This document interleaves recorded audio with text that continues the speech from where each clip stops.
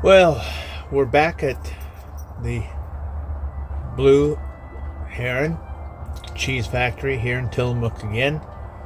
On our way north now. We'll be here for 2 nights.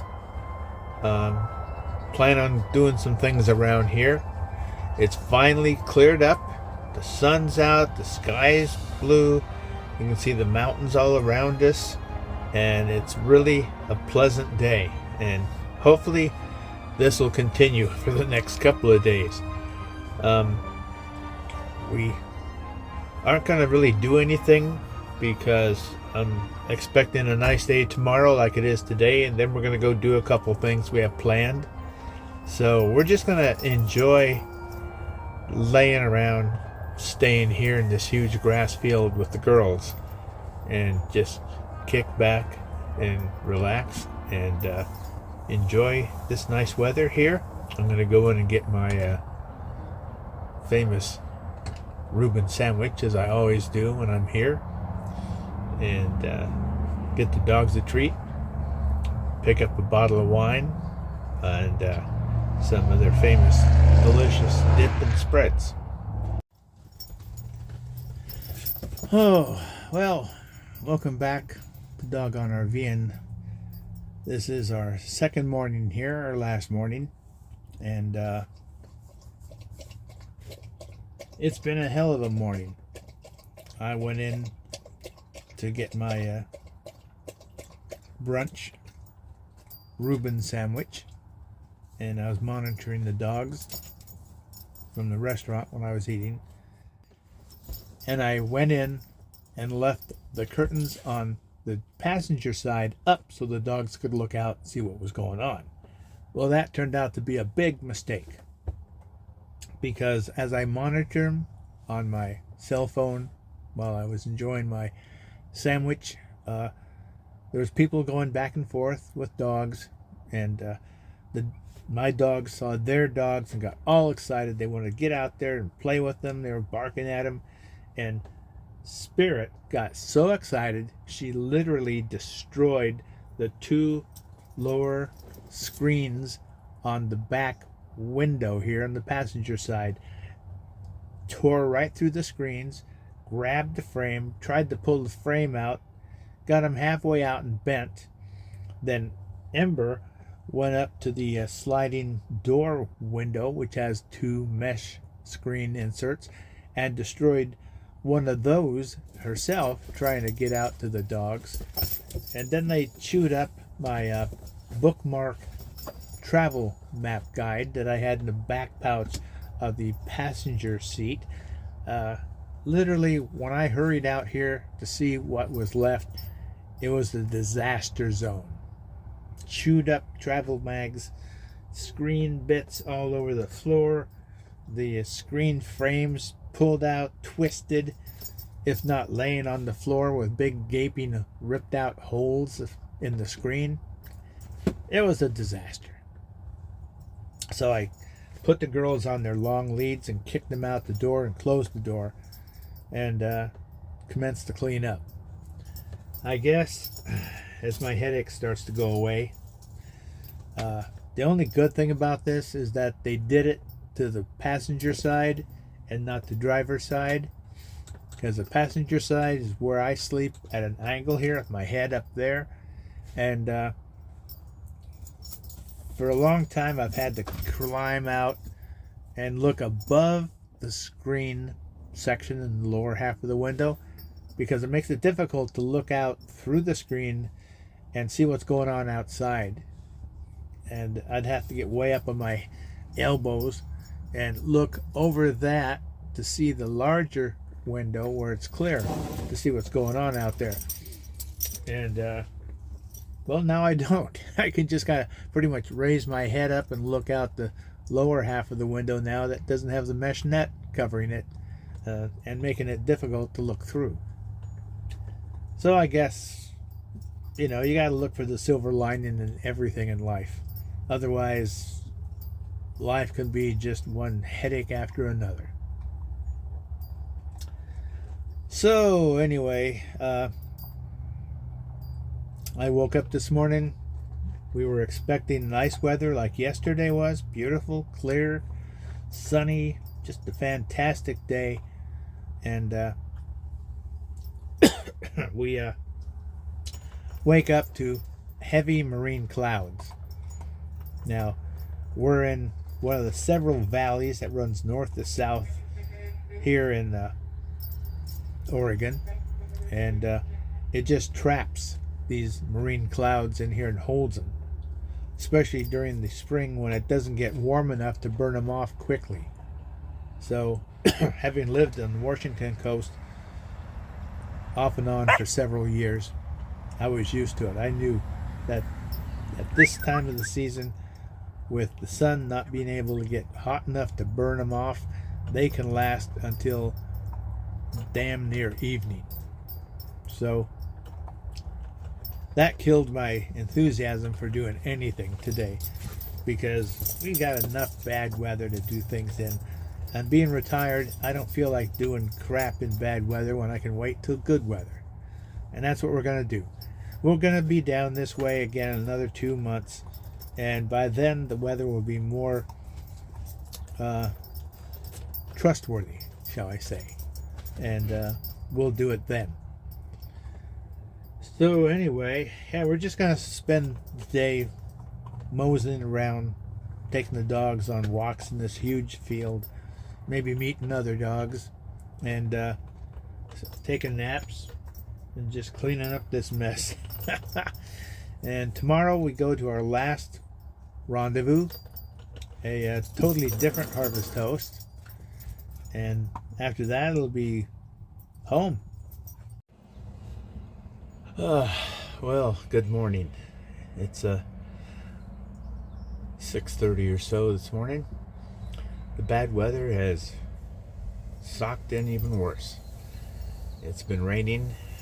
It's finally got a clear spot, only we have a heavy overcast, and it's still right now. No wind or rain. But our next spot is not that far away, so we're just kind of laying out here. Don't want to leave too early, get there too soon. The place doesn't open until middle of the afternoon anyway. And being how it's all socked in and wet, it's not going to be that enjoyable of a trip up the southern coast of Oregon to Washington. So we're in no rush, just hanging out here and biding our time. So we'll get on our way here shortly. Well, we are on our way to Astoria. It seems to be clearing up, but still the marine clouds are very thick. You can hear the coast down below us. This is a little turnoff that you'd think they'd hire somebody to trim the shrubs and the weeds, but simple things like that seem to escape government. I'm sure there's people who would willingly do it for free, just out of pride and to keep the Oregon coast a scenic place to visit. Here's a little picture of the coast and the Silver Point Interpretive Overlook, which I guess is where we're at. And it'd be nice if we could actually see it. With so many people out of work, you'd think they'd be able to hire some people capable of just doing a little weed trimming. We've got plenty of time before we have to show up at our cranberry farm, so we're going to drive through the old part of Oysterville and check out some of these pioneer homes that still exist and are still being lived in today. There's some lovely old New English style homes out here, and many of them have labels here that tell you what they are. This is R.H. Espy House, co-founder of Oysterville. House was built in 1871.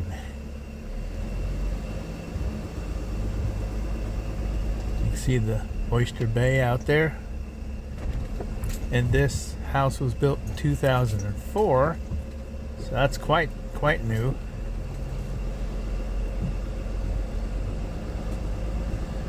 I love these old ancient trees that were planted at the turn of the last century. Here's I.A. Clark claim, 1865 home.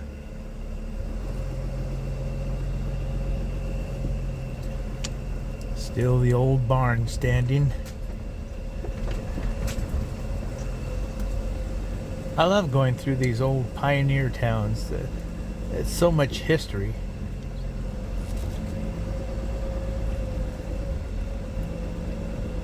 Another beautiful New England style cottage. Blends right in with the sea here. This is John Creelan House, Heckle's Inn. 1921 to 1943. This house was built in 1867. Amazing. I love these trees. I wish I was a kid. I'd be climbing all over those.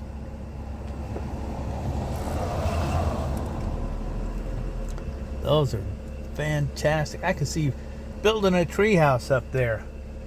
Oh my God. Like in the Disney Swiss Family Robinson movie I saw when I was young. They all have such beautiful English style gardens. People today just don't know how to do this. They don't know how to live. Beautiful, lovely architecture, groundskeeping. People really took pride in their homes.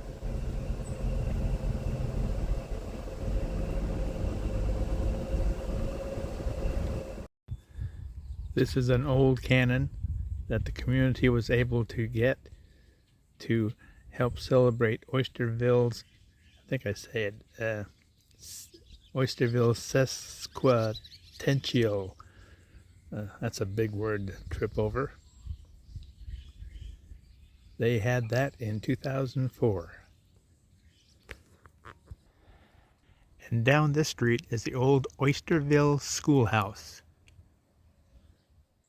But let's walk past the RV down here and check out this old Oysterville church. Here's a metallic map of the town of Oysterville.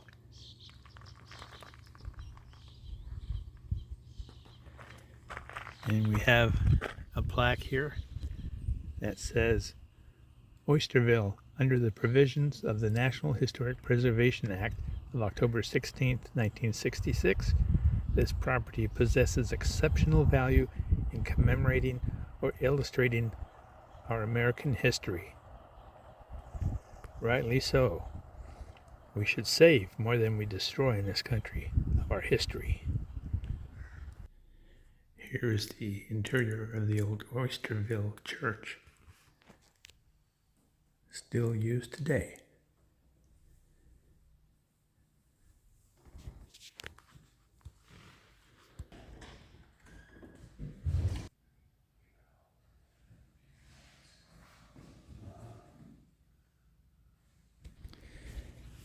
These history placards on most every house here tells the story of the home and the people who owned it and built it.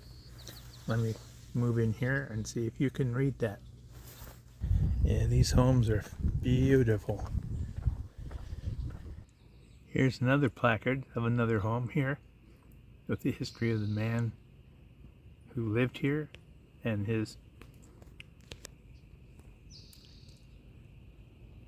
how he helped build Oysterville. I know these are hard to read, so you'll have to pause it and read it carefully. And across from the old schoolhouse is this sign of the Oysterville Courthouse and the history of the county here. Rather than me read it to you, I'll let you read it.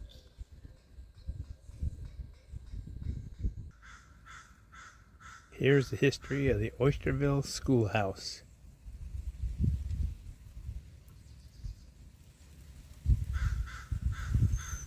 Those were much simpler times. I'm sure they thought times were tough, but every generation thinks their time is tough. And they look back on those before them and think those were better times, easier times.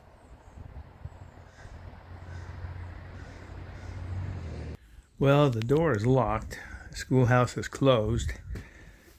At first, I thought that down there was some kind of seed for deer, but at closer inspection, looking right up, a sparrow's nest.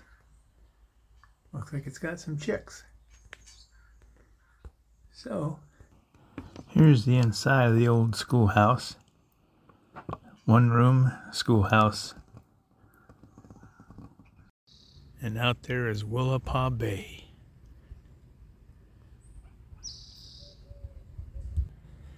These old New England style homes out here in Oysterville remind me of one of my favorite black and white movies with Rex Harrison and Gene Tierney, The Ghost and Mrs. Muir, the original movie.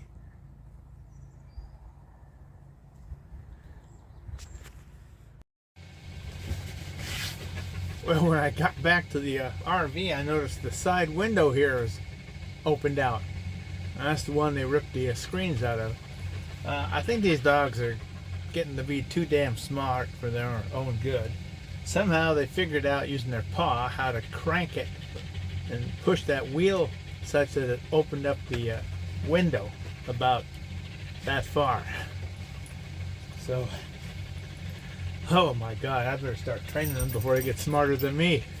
Ah, isn't that right, Fuzzy Wuzzy? Ah.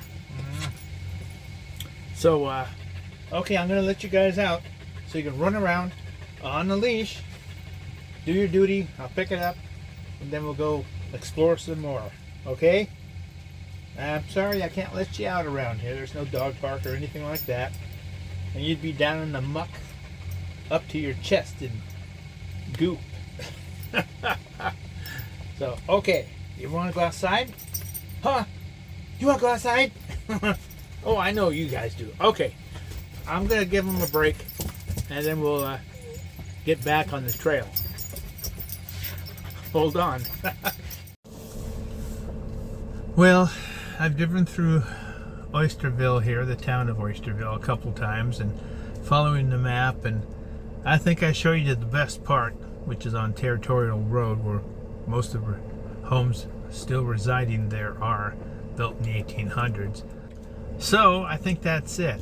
We're going to head on to our destination for our last night on this trip, and I think we'll head to the cranberry farm. Well, we're at our last harvest toast for this trip out here in Long Beach Peninsula, just south of Oysterville on the peninsula here. And to say the least, I am not very impressed with this harvest toast. There's no signs. The instructions say to take the cutoff at the sign and then turn off at the blueberry sign and park under all the holly trees. Well, there's absolutely nothing to do or see here. I guess the best time to visit this place would be when they're harvesting the blueberries in August, September, or maybe whenever they harvest the cranberries out of the cranberry swamp here in the fall. But this ain't worth spending a night here when we're so close to getting home. You know, I can just go out and park in the backwoods and be just like this place. So I think we saw the best part, Oysterville down here. So we're just going to say to hell with it. We're going to go home a night early. I like the ad said online that there's nobody here to check in because nothing's going on. Nothing. what, there's maybe 2 other people here besides us, and there's plenty of room to park in the ivy tree forest. And I just don't see any reason to stay here when there's absolutely nothing of interest going on. I've seen this stuff up in Twin Harbors, up near Ocean Shores, and I'm just gonna go home. That's a bummer of an ending, I know, but that's how things go on the road sometimes, you know. You hope for the best, and once in a while you're disappointed.